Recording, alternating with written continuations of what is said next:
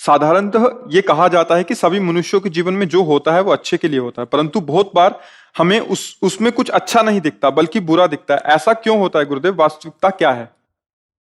देखो, जो कहा जाता है अच्छे के लिए होता है और हमें बुरा दिखता है, वो हमारे किसी पाप कर्म का फल आया ना, और जहाँ भोग उसका संपन्न हुआ तो हमारा अच्छा हो गया ना, हमारा अशुभ कर्म नष्ट हो गया। और निश्चित वो अच्छे के लिए होता है। जैसे हमें लगेगा कि बुरा हो गया। एक राजा शिकार खेलने गया, उसके साथ उसका मंत्री भी था और सैनिक भी थे। तो प्रत्यंचा बड़ी जोर की खींची और सावधान नहीं रहा, तो प्रत्यंचा के झटके से उसका अंगूठा कट गया। उसने कहा, मंत्री अंगूठा कट गया। बोले, जो होता है बहुत अच्छा होता है, भगवान ने बहुत अच्छा किया। मेरा अंगूठा कट गया, तू कहता है भगवान ने बहुत अच्छा किया और अच्छा हुआ। बोले, उठाओ इसको जेल में बंद करो। बोले, ये भी अच्छा हुआ, भगवान ने बहुत अच्छा किया। पागल हो गया है, इसको मंत्री पद से हटा के जेल में डाल रहे हैं, कह रहे ये भी भगवान ने बहुत अच्छा किया। अब वो राजा थे, औषधियों के द्वारा अंगूठे। आज भी ऐसा है कि अगर तत्काल अंग कट जाए तो उसको उसमें जोड़ा जा सकता है। तो उसको औषधियों को, पहले तो आयुर्वेदिक औषधियों का ऐसा प्रभाव होता था कि युद्ध में अंग घायल हुए और रात रात में उनको ठीक करके दोबारा फिर सुबह युद्ध करने में जाना होता था। तो उनका वो अंगूठा ठीक हुआ तो स्वभाववश फिर शिकार के लिए गए।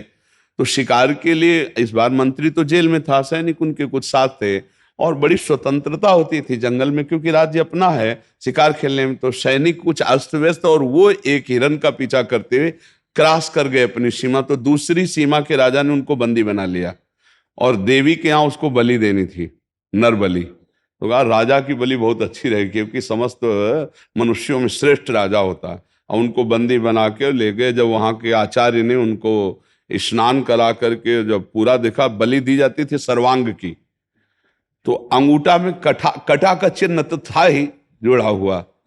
तो उनका सही माने में पूछो तो ये बलि देने लायक नहीं, क्योंकि अंग भंग इनका है, अंगूठा कटा हुआ है और वो जुड़ा हुआ, तो उसमें तो बोले छोड़ो, फिर दूसरे को दे देंगे। तो जो छोड़ दिए गए, तब उन्होंने कहा है भगवान ने तो बहुत अच्छा किया था, अगर अंगूठा न कटा होता तो गर्दन काट दी जाती। बहुत अच्छा हुआ, भगवान ने बहुत अच्छा किया।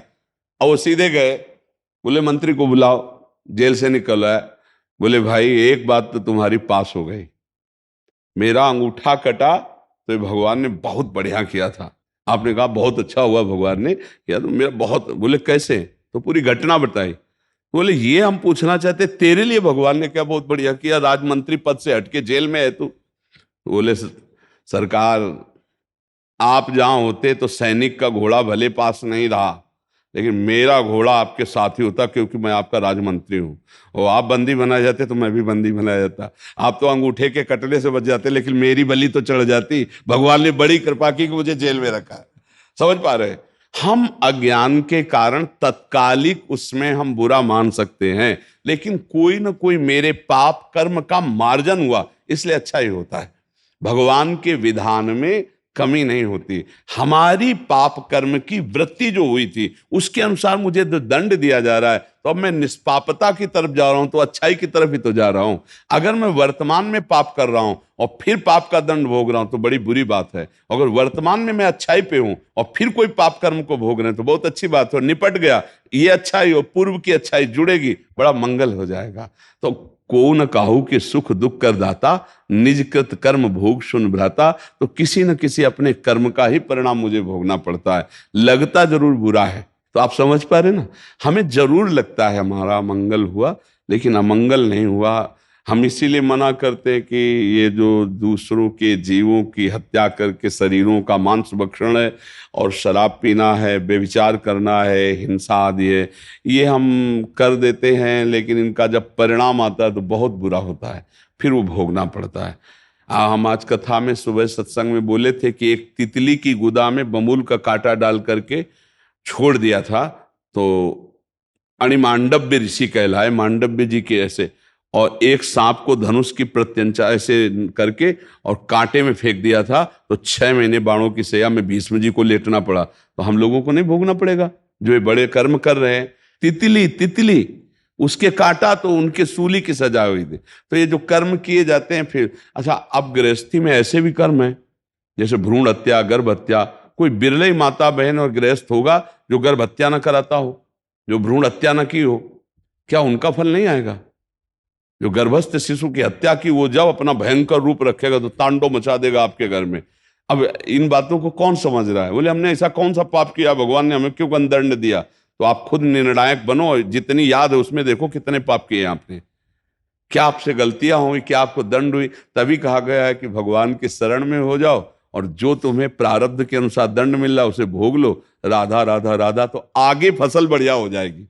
पिछली फसल जो हमने बोई वो तो हमें काटनी पड़ेगी, अगली फसल हमारी अच्छी हो जाए, इसलिए राधा राधा राधा। बोले नाम जप कर रहे हैं फिर भी दुख मिल रहा है। भैया पीछे बोया था बाजरा, तो अब अगली फसल तुम्हारी गेहूं की है, बाजरा तो खाना पड़ेगा तुम्हें क्योंकि पिछली फसल है तुम्हारी। तो बोले भगवान के भजन का फल क्या? अगली फसल बहुत जोर की होगी और तुम्हारे गोदाम को नष्ट कर दिया जाएगा, लेकिन जो अभी थाली में आ गया उसको चुपचाप खा लो। ये जो शरीर में रचना रच गई है इसको भोगना पड़ेगा, बड़े बड़े सिद्धों को भोगना पड़ता है। आप समझ पा रहे? इसमें आपका कोई प्रश्न? नहीं महाराज जी, बस अध्यात्म पथ पर आगे बढ़ने का आशीर्वाद दीजिए। हाँ, इसमें एक बस ध्यान रखना है कि जो दुख सुख आवे चुपचाप सह लो और धर्म से चलो, तो आगे आपका जीवन बड़ा उन्नतशील हो जाएगा।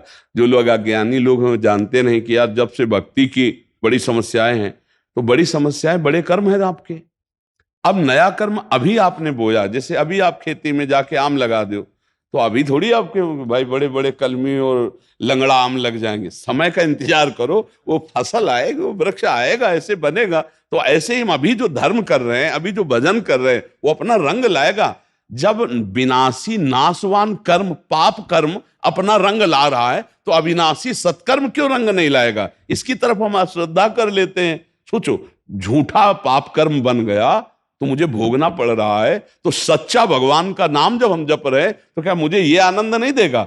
ये बिना फल दिए चला जाएगा। इसलिए हमको थोड़ा निर्भय रहना चाहिए, निश्चिंत रहना चाहिए, भगवान के आश्रय से दुख सुख को समान भाव से सहते हुए आगे बढ़ना चाहिए।